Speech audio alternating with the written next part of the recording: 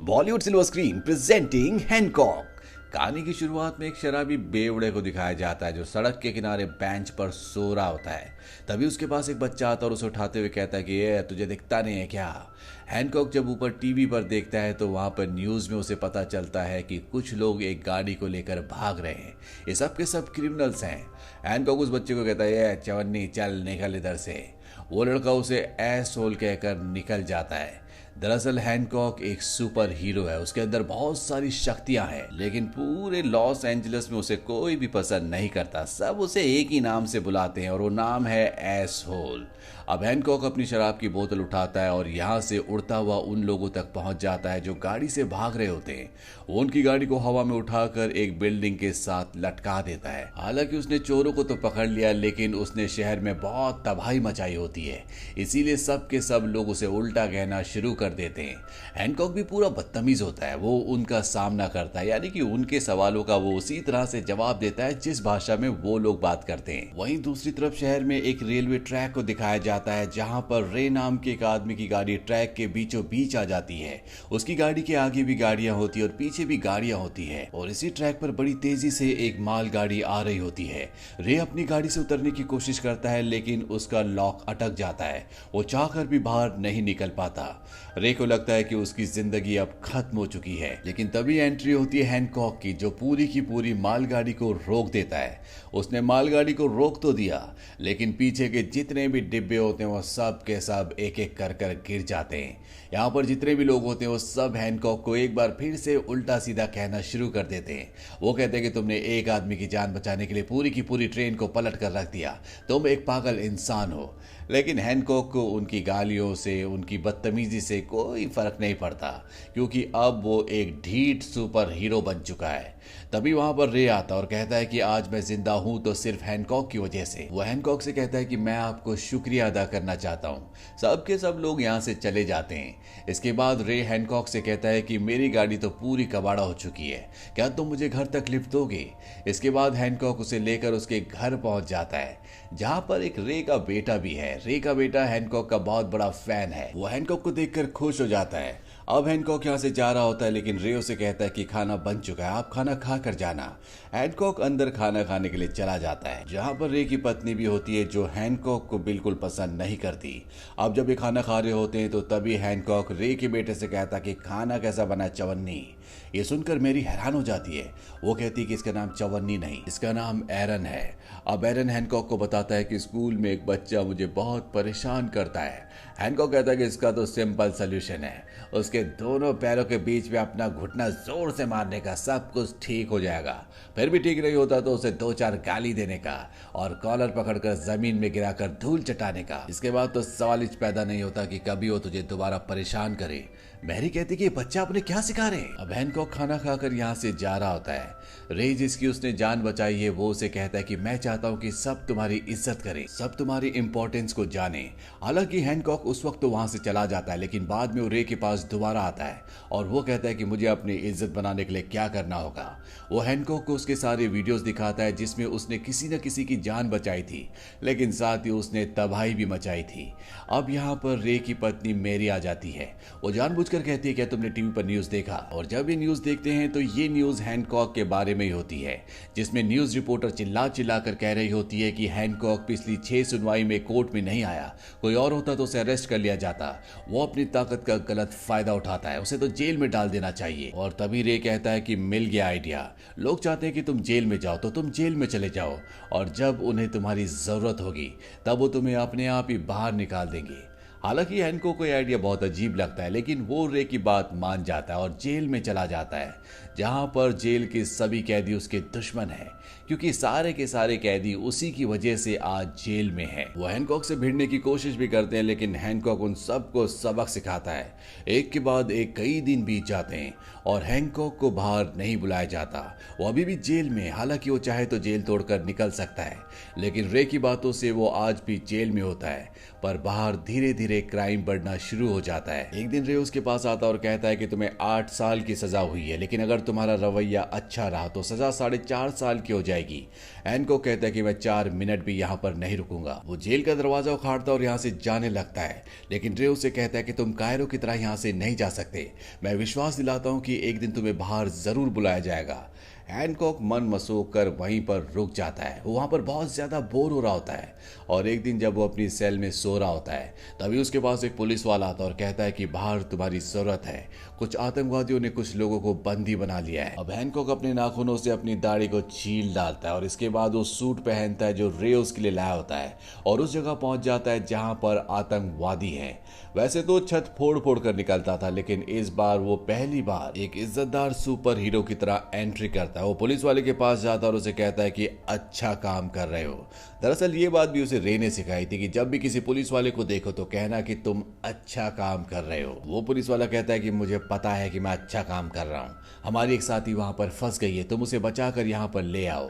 Hancock उस female police officer के पास पहुंच जाता है और उसे बचाकर वापस ले आता है जहां पर बहुत सारे पुलिस वाले होते हैं। और हैनकॉक एक एक करके सबको कहना शुरू करता है कि आप अच्छा काम कर रहे हो, आप भी अच्छा काम कर रहे हो। हालांकि वहां पर कोई भी कुछ काम नहीं कर रहा होता। इसके बाद वो एक और पुलिस वाले को कहता है कि आप अच्छा काम कर रहे हो।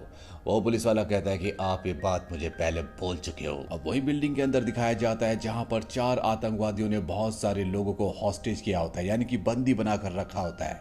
लेकिन हैनकॉक उन चारों आतंकवादियों को एक एक करके उड़ाकर ले जाता है और सभी लोगों को बचाकर बाहर ले आता है। इसके बाद वो एक और पुलिस वाले के पास जाता है और उसे कहता है कि आप अच्छा काम कर रहे हो।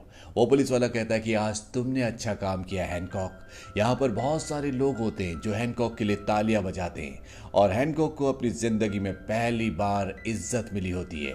नहीं तो हमेशा छत फोड़ फोड़ कर निकल जाता था, इसीलिए कोई भी उससे इज्जत से बात नहीं करता था, सब उससे नफरत करते थे। पर उसके जेल में जाने के बाद लॉस एंजलिस शहर के लोगों को समझ में आ गया कि भले हैनकॉक नुकसान करता था लेकिन उसी की वजह से पूरे शहर में क्राइम पूरी तरह से कंट्रोल था। अब रात को हैनकॉक रे और उसकी पत्नी मेरी के साथ डिनर पर जाता है जहां पर रे उसे कहता है कि तुम जरूर किसी दूसरे प्लेनेट से आए हो। हैनकॉक कहता है कि मुझे नहीं पता, आज से 80 साल पहले मेरी आंख एक हॉस्पिटल में खुली थी, उससे पहले मेरी जिंदगी क्या थी मुझे इस बारे में कुछ भी याद नहीं था। नर्स ने मेरे हाथ में सुई लगाने की कोशिश की लेकिन सुई पूरी तरह से टूट गई। हालांकि मैं बहुत जख्मी था लेकिन 1 घंटे में मेरे सारे के सारे घाव पूरी तरह से भर गए। मेरी जेब में सिर्फ 2 ही चीजें थी, एक च्युइंगम और दूसरा मूवी की 2 टिकट्स। मैं वहां हॉस्पिटल में अकेला था लेकिन कोई भी मुझसे मिलने के लिए नहीं आया। हो सकता है कि उस वक्त मेरा कोई परिवार भी रहा हो। ये कहते कहते हैनकॉक थोड़ा सा इमोशनल हो जाता है। रे की पत्नी मेरी की आंखों में भी आंसू आ जाते हैं और वो हैनकॉक से सॉरी कहती है। हैनकॉक कहता है कि इसमें तुम्हारी कोई भी गलती नहीं है। अब रे ने यहाँ पर बहुत शराब पी ली होती है, इसीलिए हैनकॉक उसे घर पर छोड़ने के लिए जाता है और जब वो नीचे आता है तो वहां पर मेरी होती है। मेरी और हैनकॉक के बीच में बातें होना शुरू हो जाती है और बातों ही बातों में ये दोनों एक दूसरे के बहुत करीब आ जाते हैं। ये दोनों एक दूसरे को किस करना शुरू कर देते हैं और अगले पल हैनकॉक दीवार तोड़कर फुटबॉल की तरह गाड़ी पर गिरता है। भम! उसके सामने रे की पत्नी मेरी आती है और उसे कहती है कि अगर तुमने इस बारे में रे को कभी कुछ बताया तो मैं तुम्हारी जान ले लूंगी। हैनकॉक जो अपने आप को फौलाद की फैक्ट्री समझता था, उसे समझ नहीं आता कि रे की पत्नी मेरी ने उसे किस तरह से फुटबॉल की तरह लुढ़का कर बाहर फेंक दिया। अब हैनकॉक वहां से चला जाता है। अगली सुबह जब रे उठता है तो देखता है कि उसके घर की दीवार टूटी हुई है। उसकी पत्नी मेरी उसे बताती है कि रात को हैनकॉक को छींक आई थी, इसी वजह से दीवार टूट गई। अब हैनकॉक भी यहाँ पर आ जाता है। उसे समझ में आ चुका है कि मेरी के अंदर कोई ना कोई पावर है, इसीलिए वो एक शार्प चीज उठाता है और उसके कंधे पर चुभाता है, लेकिन वो शार्प चीज पूरी तरह से मुड़ जाती है। इसके बाद वो एक और टेस्ट लेता है। वो एक बहुत बड़ा बेलन उठाता है और उसके सिर पर मारता है जिससे बेलन के टुकड़े टुकड़े हो जाते हैं, पर मेरी को कुछ पता भी नहीं चलता। अब वो 2 पेंस उठाता है और इससे पहले कि वो मेरी को मारता, मेरी पलट जाती है। वो कहती है कि तुम्हें क्या कर रहे हो। वो कहता है कि मैं समझ चुका हूँ कि तुम भी मेरी तरह फौलाद की फैक्ट्री हो, मैं तुमसे बात करना चाहता हूँ। मेरी कहती कि मैं तुमसे सिर्फ एक ही बार बात करूंगी और उसके बाद तुम मुझे और मेरे परिवार को छोड़कर हमेशा के लिए चले जाओगे। मैरी शाम को उससे मिलने जाती है। हैनकॉक उससे पूछता है कि हम लोग कौन है। मैरी उसे कहती है कुछ लोग हमें भगवान कहते हैं, कुछ फरिश्ते, और आज के लोग हमें कहते हैं सुपर हीरोज। हैनकॉक कहता है कि हम दोनों सेम है। मैरी कहती है कि हम दोनों सेम नहीं है, मुझ में तुमसे ज्यादा ताकत है। हैनकॉक उससे पूछता है क्या हमारे जैसे कुछ और भी हैं। वो कहती है कि पहले थे लेकिन अब सब खत्म हो चुके हैं, सिर्फ हम दोनों ही बचे हैं। हैनकॉक उससे पूछता है कि हमारे बीच में क्या रिश्ता है। मैरी कहती है कि हम दोनों भाई बहन हैं। हैनकॉक कहता है ऐसा नहीं हो सकता, अगर हम भाई बहन होते तो कल रात को हमारे बीच में वो नहीं होता जो कल रात को हुआ था। मैरी कहती कि नहीं, हम दोनों भाई बहन ही हैं। हैनकॉक जानता है कि वो झूठ कह रही है, इसीलिए वो कहता है कि मुझे रे से बात करनी होगी और वो वहां से उड़ जाता है, पर मेरी भी उसके पीछे उड़कर उस तक पहुंच जाती है। इन दोनों के बीच में एक घमासान फाइट होती है, लेकिन मेरी सच में हैनकॉक से ज्यादा ताकतवर होती है। वो उसका बंदर बना देती है और जब शहर में दोनों लड़ रहे होते हैं तभी रे अपनी पत्नी मेरी को देख लेता है जो हवा में उड़ रही है। उसके अंदर वैसी ताकतें हैं जैसी हैनकॉक के अंदर है। और जब वो घर पर आती है तो रे पूछता है कि तुम कौन हो। वो बताती है कि मैं और हैनकॉक हम दोनों एक ही जैसे हैं। रे पूछता है कि तुम दोनों के बीच में रिश्ता क्या है। मैरी बताती है कि हम दोनों पास्ट में पति पत्नी थे। मैं दुनिया के किसी भी कोने में चली जाऊं ये मुझे ढूंढ लेगा, यही हमारी किस्मत है। लेकिन अगर हम दोनों आसपास रहे तो हमारी शक्तियां खत्म हो जाएंगी, हम धीरे धीरे बूढ़े होंगे और एक दिन मर जाएंगे। हैनकॉक ये पूरा सच जानने के बाद यहाँ से निकल जाता है। वो एक वाइन शॉप में जाता है जहाँ पर कैशियर उसे इशारा करता है कि नीचे कोई है। दरअसल नीचे दो चोर होते हैं। हैनकॉक उन्हें वहां से बाहर निकालता है और तभी उनमें से एक चोर उस पर गोलियां चला देता है। हैनकॉक उन्हें बुरी तरह से मारता है, पर तभी वो देखता है कि उसकी बॉडी से उस जगह से जहां पर गोलियां लगी होती है वहां से खून निकल रहा है और ऐसा पहली बार हुआ होता है। दरअसल उसे गोलियों का भी असर नहीं होता था। इसके बाद हैनकॉक को हॉस्पिटल ले जाया जाता है जहां पर मैरी उससे मिलने के लिए आती है। वो हैनकॉक को बताती है कि तुम मेरे करीब आए इसीलिए तुम्हारी शक्तियां खत्म हो रही हैं, अगर तुम मुझसे दूर चले जाओगे तो तुम्हारी शक्तियां वापस आ जाएगी। वो हैनकॉक को बताती है कि हजारों साल से हम दोनों एक दूसरे के साथ हैं, लेकिन जब जब मैं तुम्हारे आसपास आती हूँ तुम्हारी शक्तियां कम हो जाती है। हैनकॉक पूछता है कि आज से 80 साल पहले क्या हुआ था जब मुझे हॉस्पिटल में होश आया था। वो हैनकॉक को बताती है कि 80 साल पहले हम दोनों मियामी में रहते थे, हम दोनों एक साथ थे। एक दिन जब हम बीच पर थे तभी मियामी में दंगे हो गए। दरअसल उस दिन हमें मूवी देखने के लिए जाना था जिसकी टिकट्स तुम लेकर आए थे, पर दंगे होने की वजह से हम वहां से निकल गए। रास्ते में कुछ लोगों ने तुम पर हमला कर दिया, तुम्हारे सिर पर गहरी चोट आई और जब तुम्हें हॉस्पिटल में होश आया तो उस वक्त मैं तुम्हारे पास ही थी, पर तुमने मुझे नहीं पहचाना। मैंने तय किया कि मैं तुमसे दूर चली जाऊंगी और जब मैं तुमसे दूर चली गई तो तुम मात्र 1 घंटे में पूरी तरह से रिकवर हो गए। मैरी हैनकॉक से कहती कि तुम एक सुपर हीरो हो, हमारे मिलन से ज्यादा लोगों को तुम्हारी जरूरत है। तभी हॉस्पिटल में उन 4 आतंकवादियों में से वो आतंकवादी आ जाता है जिन्होंने बिल्डिंग के अंदर काफी लोगों को बंदी बनाया था। इन लोगों को छुड़वाने के लिए जेल से हैनकॉक को बाहर लाया गया था और अब ये दोबारा जेल से वापस आ चुका है। दरअसल पिछली बार हैनकॉक ने इसका हाथ काट दिया था, इसीलिए वो हैनकॉक से बदला लेना चाहता है। मैरी उसके सामने आ जाती है, इसीलिए मैरी को गोलियां मार देता है। मैरी भी अब बुरी तरह जख्मी हो जाती है।